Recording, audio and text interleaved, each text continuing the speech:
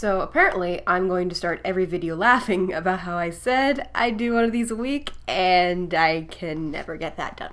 Every vlogger has to have their shtick, I guess. And mine seems to be doing most of my vlogs in my pajamas. I'm Leah from spoonshares.com, and these are my feeding tube vlogs.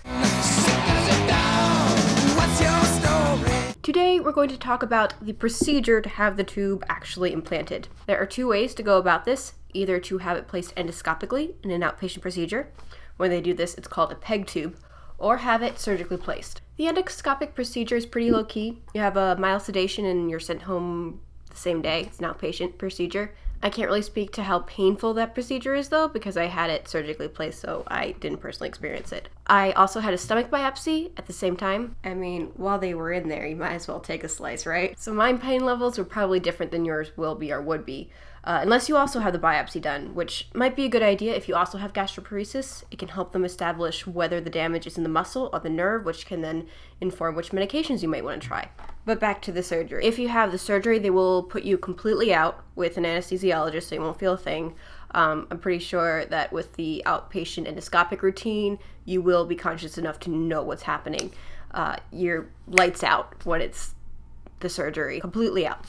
So you'll just have a nice deep nap. I did have a pretty significant pain level right immediately when I woke up, but that was because they had the wrong drug ready. I had told them beforehand not to give me morphine because I'm just mildly allergic. So they had the wrong one. They had to go get the new one, so that was a long 20 minutes. But honestly, the pain itself is not as bad as most other surgeries you can have. I had the gastric pacemaker implanted about 2 years ago, and pain-wise, this was like a cakewalk compared to gastric pacemaker. So if you've had any other surgery, this will seem pretty benign. But because they extracted some of my insides and turned them into outsides that they could play with, they gave me everybody's favorite happy button, filled with Dilaudid. So I was pretty okay with the whole situation for a few hours. Until the surgeon came in and told me I should really not use the happy pump because it will slow my gastric motility and make adjusting to the feeding tube difficult. The term explosive diarrhea was used. That was enough to keep me off the sauce. But because they took the biopsy, they didn't want me to swallow anything because my stomach was so inflamed.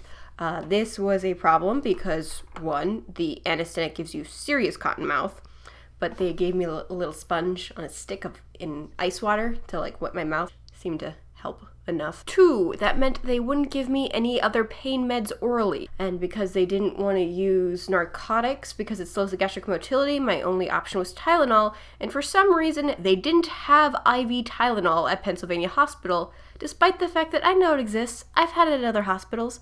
Step up your game, Penn, okay?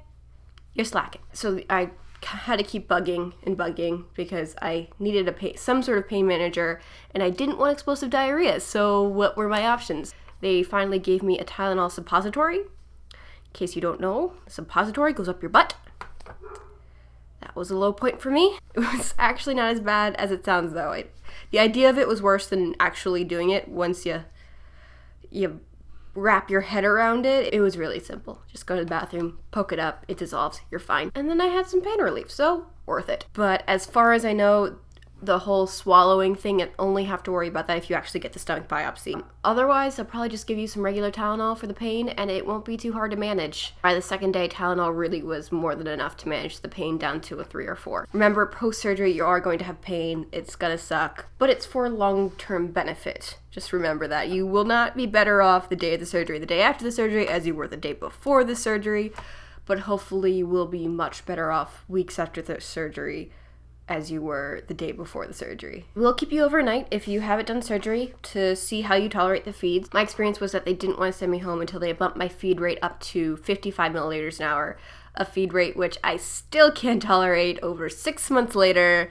And if you watch my first video, you know I do a 35 milliliter an hour rate, so trying to get as high as 55 made me so incredibly sick. This brings me to my most important piece of advice for staying in the hospital. If you have the option, have a friend or family member stay with you as often as possible to be your advocate. No matter how capable you think you are, when you're strapped into a hospital bed and miserably sick, it's almost impossible to properly advocate for yourself in the giant machine that is the hospital. For example, I was in the hospital for about 4 days, I think.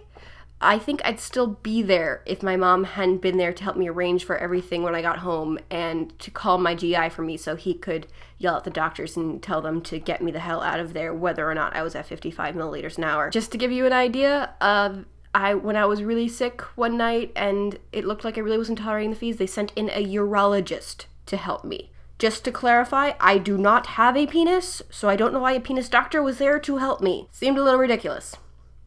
Anyway, there is a ton to arrange while you're in the hospital for when you get home, for your home care, nutritionist, getting all the supplies, your formula. And I realized while I was writing this that it's enough for a separate video. So I'm going to do that next week or next month or whenever the hell I get to my next video. I'm going to try. I really am trying, guys. I promise. It was holidays. It was bad news bears.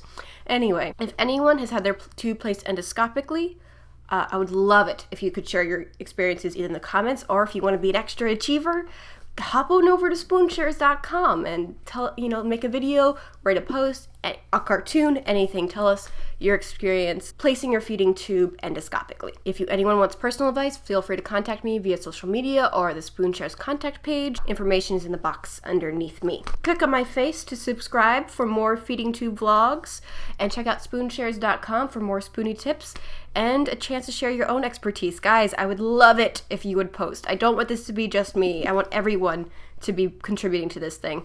Have I plugged my site enough in this video? Yeah, probably. All right, until next time, I'm sending spoons and love. Take care.